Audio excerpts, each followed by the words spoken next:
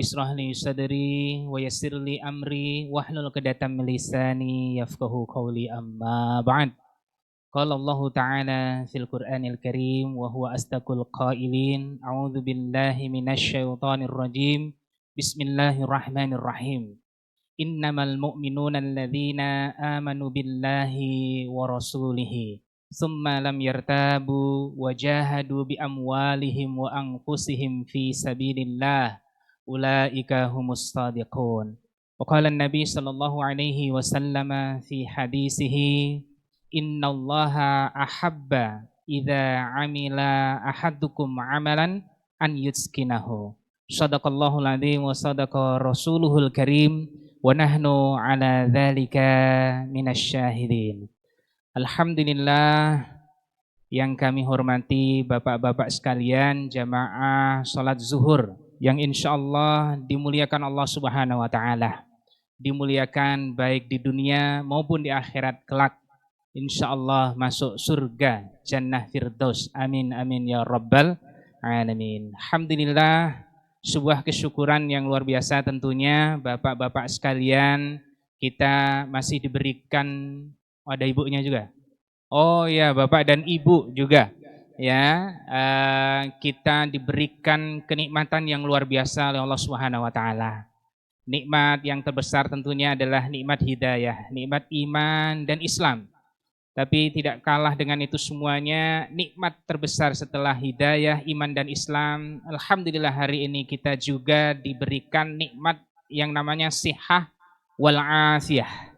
Ya, sehat itu jasmani, afiyah itu adalah rohaninya.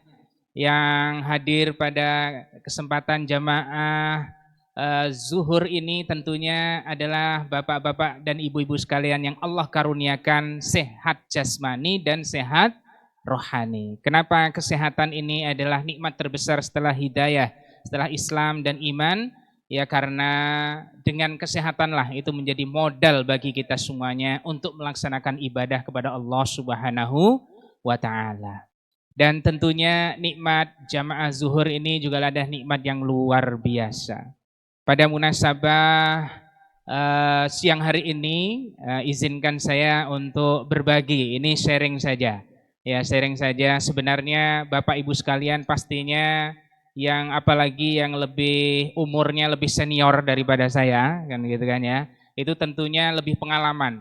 Dalam hal ini kami ingin sharing tentang makna yang terkandung pada doa-doa yang kita lantunkan kalau kita itu menghadiri pernikahan. Itu biasanya kan doanya apa, Bapak Ibu sekalian?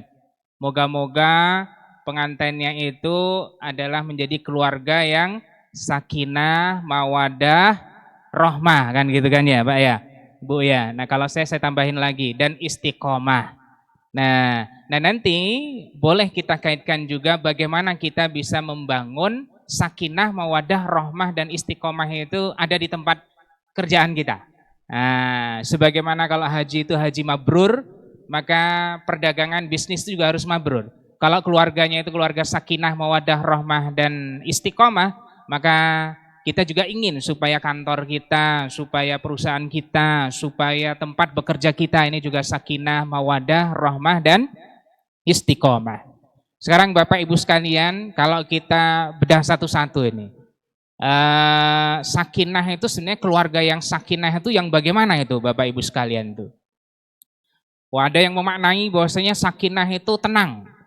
Ya, perasaan nih, kita sudah berkeluarga lama gitu, banyak tenangnya atau banyak ributnya nih Bapak Ibu? Kalau tenang berarti keluarganya ini, mohon maaf mungkin nggak bisa ngomong gitu ya, bisu. Jadi sama-sama tenang, diem semuanya gitu. Apakah keluarga yang sakinah itu adalah keluarga yang tenang, nggak ngomong, nggak pernah ribut, nggak pernah ada masalah dan lain sebagainya? Ternyata sakinah itu kuncinya itu sederhana kalau dalam perspektif agama Islam. Ya, dalam pandangan Islam, keluarga itu akan menjadi sakinah itu bukan karena nggak pernah bertengkar, bukan karena nggak pernah silang pendapat dan lain sebagainya. Keluarga itu menjadi sakinah kalau suami dan istrinya itu bisa menjaga semua dinamika Dinamika ini kan ya banyak, kalau di dalam keluarga itu dinamika itu juga bisa dimaknai keruwetan juga kan gitunya. Keluarganya itu bisa dijaga, itu tidak keluar dari pintu rumahnya. Nah, itu sebagai syarat supaya keluarga kita menjadi keluarga sakinah. Sama kantor kita, perusahaan kita akan jadi perusahaan dan kantor yang sakinah juga. Itu kalau semua yang ada di dalam perusahaan, di dalam kantor itu bisa menjaga semua dinamika, semua problematika, masalah yang dihadapi itu tidak keluar dari pintu rumah atau pintu kantor atau pintu perusahaannya. Nah, ini adalah syarat utama untuk menjadi keluarga yang sakinah. Wah, terus bagaimana Ustadz, kalau masalahnya ini kan ada ini segala macam dalam keluarga kita. Kalau kita mau cerita bagaimana? Nah, biasanya kalau masalah itu diceritain keluar dari rumah kita, itu yang terjadi adalah apa itu, Pak? Akan menjadi apa masalah itu? Akan menjadi kesalahpahaman. Yang kedua juga akan menjadi fitnah yang belum tentu betul dan lain sebagainya. Maka disinilah letak dari kedewasaan kita dalam menjalani bahtera rumah tangga, dalam menjalani pekerjaan kita di kantor, di perusahaan dan lain sebagainya. Salah satu ciri-ciri orang dewasa itu kan bisa mengelola masalah tadi. Ya, bisa mengelola masalah tadi. Kalau kita ngelihat, mohon maaf kalau ada keluar yang sering di televisi itu kan ada berita-berita apa perceraian dan lain sebagainya itu kan ya. Itu biasanya didahului adalah dengan menceritakan problematikanya itu keluarganya keluar dari pintu rumahnya. Ustadz, saya nggak keluar dari pintu rumah, Ustadz. Saya cuma update status kan gitu. Wah, ini lebih-lebih. Kalau update status yang baca itu seluruh dunia. Itu Donald Trump juga baca status kita itu kalau ada di kontak kita kan gitu kan. Iya, nah ini perlu kita jadikan kata kunci ya, dalam menjaga supaya keluarga, kantor, perusahaan kita itu menjadi sakinah. Ya, kalau ada masalah selesaikan di dalam rumah kita, di dalam kantor kita, di dalam perusahaan kita. Jangan sampai keluar dari pintu, karena kalau keluar dari pintu rumah, pintu kantor, pintu perusahaan, maka disitulah nanti akan menjadi miskomunikasi, kesalahpahaman, dan disitulah akan menjadi fitnah tadi. Nah, inilah ujian kedewasaan kita dalam menyelesaikan masalah. Karena tentunya apapun, dimanapun, bagaimanapun ya ada saja yang namanya masalah dan dinamika tadi. Yang kedua adalah mawaddah. Nah, mawaddah ini sering dimaknai sebagai cinta. Ya, kita sering lihat itu kalau di Instagram itu ada yang sudah kakek, nenek itu masih berdua bercanda, goda-godaan dan lain sebagainya. Itu banyak yang nge-like, banyak yang komen. Masya Allah, moga-moga nanti saya sampai tua, keluarga saya itu tetap mawaddah seperti itu. Tetap kayak kakek nenek ini yang rukun, kayaknya penuh cinta dan lain sebagainya. Nah, tantangannya adalah menjaga mawaddah ini seperti apa? Kita harus tahu cinta itu sebenarnya dari mana asalnya itu. Kalau dalam pepatah itu kan dari mata turun ke hati itu, Pak ya. Ya, dari mata turun ke hati. Ya. Apakah cinta itu karena wajah yang cantik kan gitu kan? Buktinya kan sudah kakek nenek masih saling mencintai, yang masih muda-muda, cantik dan ganteng kadang tidak saling mencintai. Ataukah cinta itu karena harta benda? Karena harta benda tentunya yang kaya-kaya itu saling mencintai. Buktinya ada yang tidak kaya tapi juga saling mencintai. Apa karena keturunannya? Ada yang keturunannya hebat-hebat, ada yang saling mencintai, ada yang enggak. Ada yang keturunan biasa saling mencintai. Pertanyaannya, cinta itu sebenarnya dari mana? Boleh diingat-ingat kembali Bapak Ibu sekalian ketika ketemu dulu itu jatuh cinta karena apa, Pak? Apa kita ngelihat wanita cantik di tepi jalan gitu langsung jatuh cinta? Enggak juga, palingnya suka aja, tapi enggak mungkin jatuh cinta. Tapi kenapa kita jatuh cinta kepada pasangan hidup kita itu? Di antaranya adalah yang saya lihat-lihat itu ternyata kuncinya adalah pada perhatian. Dulu Bapak, Ibu ketemu gitu, bisa jatuh cinta, itu karena perhatian. Ada ngasih hadiah, atau kadang ngasih senyuman, itu kan perhatian itu. Nah, di dalam rumah tangga juga seperti itu. Orang bisa menjaga cintanya sampai kakek nenek itu ternyata adalah karena kuncinya itu memberikan perhatian. Perhatian itu kalau kita mampu ya beliin istri Ferrari gitu ya, warna merah, itu kalau kita mampu. Bagus-bagus saja kan, kalau ada duitnya itu. Kalau nggak ada, perhatian itu kan senyum, pulang dari kantor senyum, disapa, segala macam. Di dalam kantor kan juga gitu, akan tumbuh rasa cinta kalau orang-orang yang ada di dalam kantor perusahaan tadi saling memperhatikan. Ya kan, kalau bosnya perhatian itu seneng nggak Bapak Ibu sekalian? Seneng, pulang dari mana kasih oleh-oleh, seneng kan? Ya, tahaddu, tahabbu. Saling memberikan hadiah akan memberikan rasa cinta. Itu kan perhatian. Ternyata cinta itu dibangun tidak terlalu complicated. Dibangun dengan perhatian. Ya, bahkan perhatian yang salah ini juga menimbulkan cinta yang salah. Nah, nauzubillah kan gitu kan ya.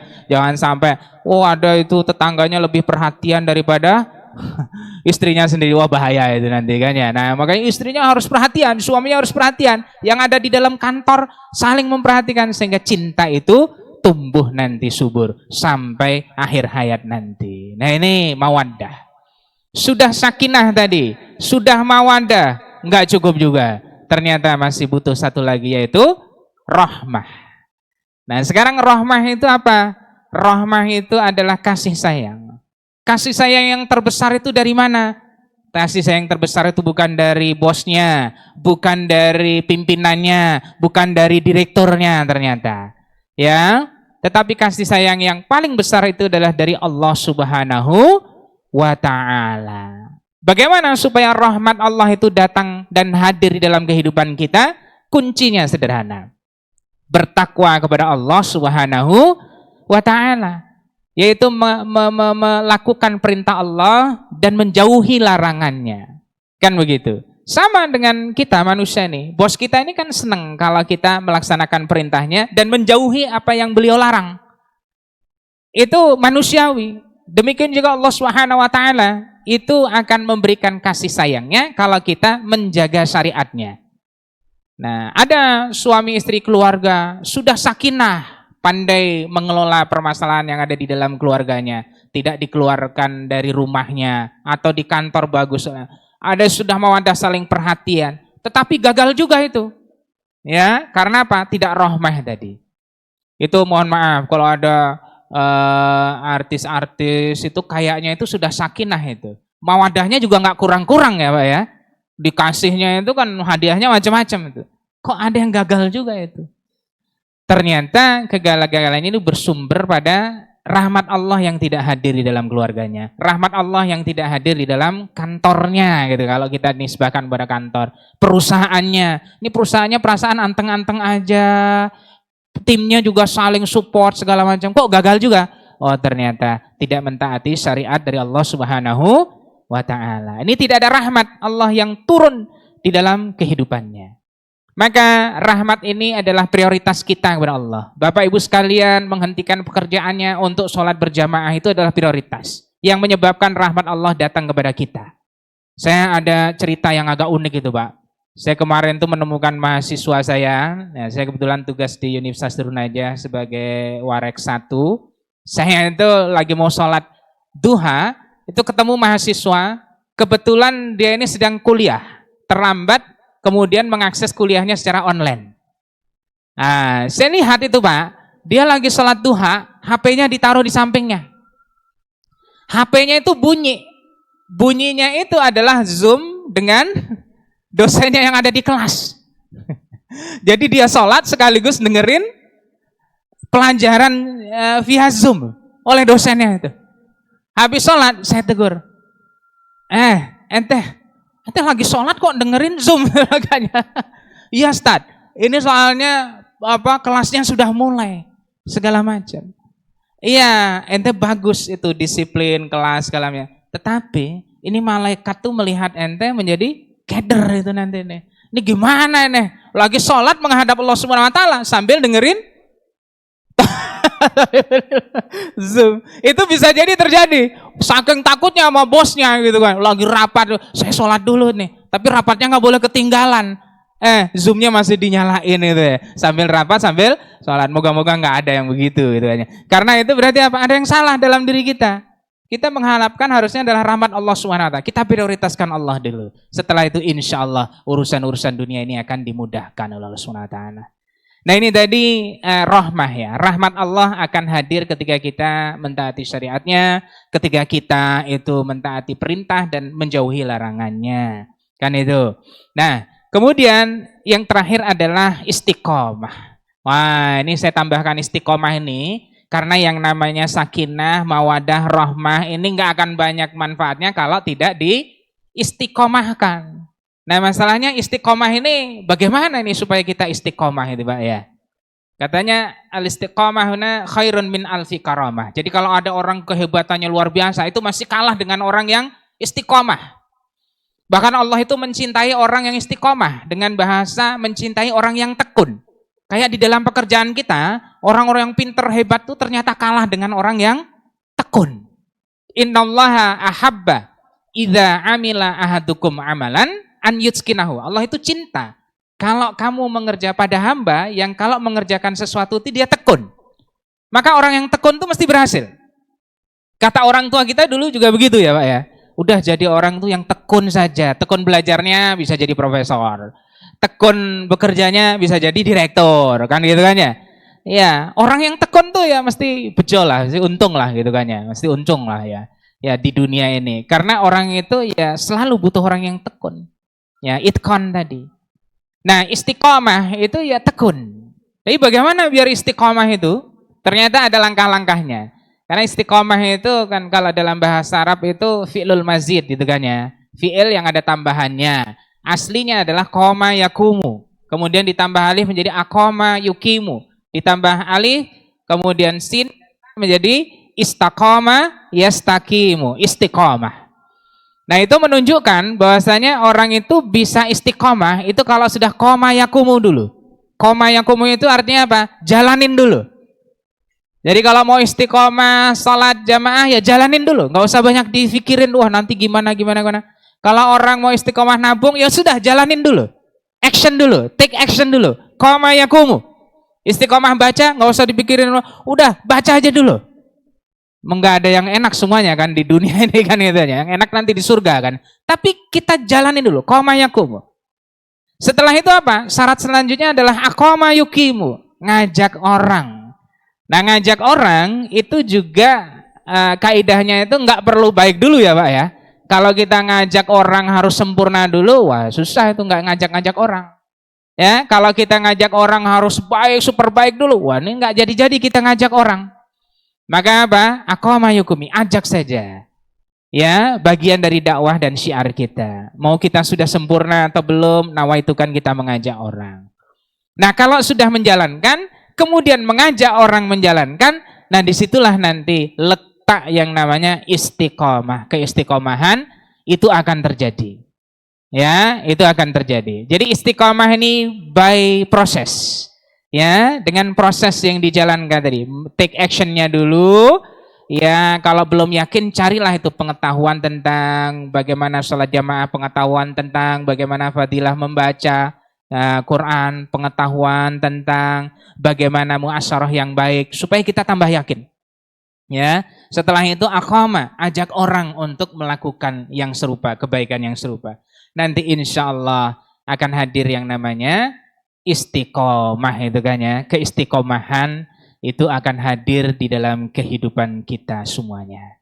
Jadi itu Bapak Ibu sekalian ya, ringkasannya adalah kalau keluarga kita atau kantor kita, perusahaan kita ingin sakinah, mawadah, warahmah, dan istiqomah, kuncinya ada masing-masing. Sakinah kuncinya bisa mengelola masalah, tidak keluar dari pintu rumahnya, tidak keluar dari pintu kantornya, tidak keluar dari pintu perusahaannya. Karena kalau sudah keluar yang ada hanya miskomunikasi, kesalahpahaman, yang kedua adalah fitnah, akan menjadi fitnah.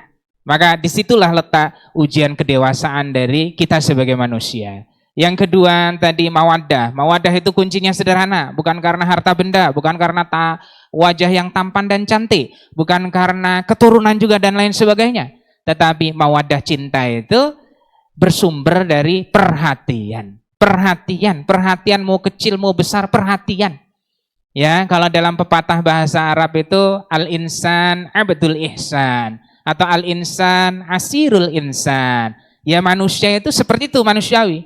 Manusia itu adalah hambanya orang yang baik kepadanya. Ya, adalah tawanan orang yang baik kepadanya. Nah, kalau kita ingin dibaik-baiki orang, ya kita harus baik-baik sama orang lain. Itu sudah hukumnya seperti itu. Kalau kita jahat-jahat sama orang, berarti harus siap untuk dijahatin juga kan gitu kan ya. Ya, nah ini bahkan ketika menegakkan hal yang benar pun kita diajarkan oleh Islam itu untuk melakukannya dengan baik. Wajadilhum billati hiya ahsan. Ya, bertengkar aja harus ada hal-hal yang baiknya dengan ahsan, ya, berdebat dengan baik segala macam. Nah, yang ketiga tadi, rahmat Allah hanya akan hadir pada orang-orang yang bertakwa, menjalankan perintahnya, kemudian juga meninggalkan larangannya segala macam. Nah, ini sebagai sumber rahmat yang harus kita yakini bersama. Sesakinah apapun, semawadah apapun, tapi kalau kita nggak bertakwa, maka rahmat Allah tidak hadir di dalam kehidupan kita. Nauzubillah min dzalik. Kemudian istiqomah tadi ya adalah kuncinya aqama yuqimu, kita melaksanakan take action dulu ya, apapun kesulitan apapun resikonya take action dulu. Kalau kebaikan insya Allah akan kembali ya kebaikan itu kepada kita. Lilladzina ahsanu al-husna waziyadah. Orang yang berbuat kebaikan itu janji Allah itu kebaikannya sudah akan ada balasannya di akhirat kelak. Tetapi ditambahin lagi bonusnya adalah ziyadah. Ziyadahnya itu apa? Kalau orang buat baik ya banyak kawan, dikasih kekayaan, dikasih kesejahteraan, dikasih kesehatan, kan gitu segala macam. Itu di dunia, tapi di akhirat udah pasti. Mau dilihat bosnya mau enggak itu lilladzina ahsanu al-husna. Orang berbuat baik pasti dicatat kebaikannya di akhirat kelak. Mau dilihat mau enggak udah tenang aja. Plus ziyadah, ziyadah. Ada ziyadahnya itu yang dinamakan keberkahan, ziyadatul khair. Kalau pekerjaan kita, aktivitas kita itu membuat kita tambah bertakwa kepada Allah, tambah bersyukur, ya itu namanya ziyadatul khair. Ada tambahan kebaikan yang Allah hadirkan dalam kehidupan kita. Kemudian tadi aqama yuqimu, mengajak orang tanpa menunggu sempurna tadi. Ya, ajak saja. Itu bagian dari ibadah kita juga, mengajak itu. Enggak harus nunggu sempurna karena memang enggak ada manusia yang sempurna. Selama jadi manusia ya kullu bani adama khatta'un wa khairul khatta'ina at-tawwabun. Semua Bani Adam, ya kita ini adalah khatta'un, orang yang rentan untuk terjatuh pada kesalahan. Tapi wa khairul khatta'ina at-tawwabun. Sebaik-baik orang yang berbuat salah adalah yang mau tobat. Ya, kita ini tobat. Ya, dibilang tobat sambal tuh mungkin tobatnya memang berkali-kali kan gitu ya. Ya selama kita masih hidup, insya Allah tobatnya itu masih diterima. Ya, jangan sampai seperti Fir'aun saja. Tobatnya ketika apa? Innallaha la yaqbalu taubata abdin malam yughorgir. Selama nyawanya itu belum sampai tenggorokan, ya tobatnya masih diterima kan gitu. Fir'aun itu kan tobatnya setelah nyawanya sudah mau nyampe tenggorokan baru tobat. Ya, udah mau tenggelam baru tobat. Ya, sudah. Kata Allah, kata malaikat, sudah terlambat. Sudah terlambat. Orang sudah sakaratul maut baru mau tobat kan. Nah, itu. Kemudian istiqomah tadi ya, istiqomah insyaallah, istiqomah ketekunan itu bagian dari yang Allah sukai dari kita semuanya. Kalau Allah sukai pasti banyak kebaikan dan keberkahan di situ. Saya kira itu Bapak Ibu sekalian rangkuman dari apa yang kita sampaikan siang hari ini. Moga-moga keluarga kita, kantor kita, perusahaan kita menjadi keluarga, kantor dan perusahaan yang sakinah, mawadah, rahmah dan istiqamah. Amin amin ya rabbal alamin. Itu dari kami sampaikan. Moga-moga nanti bisa dan boleh bersilaturahim lagi dengan Bapak Ibu sekalian. Kalau mau mampir nanti saya bertugas di Universitas Darun Najah di sini di Ulu Jami, Bapak sekalian. Ya mau lanjut S2 dan S3 juga boleh itu kan ya, kalau ada yang mau lanjut ya nanti tinggal mampir-mampir dan ngontak-ngontak kepada kita lah. Boleh ngopi-ngopi di tempat kita juga boleh. Itu saja yang kami sampaikan. Mohon maaf Ya, mohon maaf kalau ada hal-hal yang kurang. Aku qouli hadza. Assalamualaikum warahmatullahi wabarakatuh.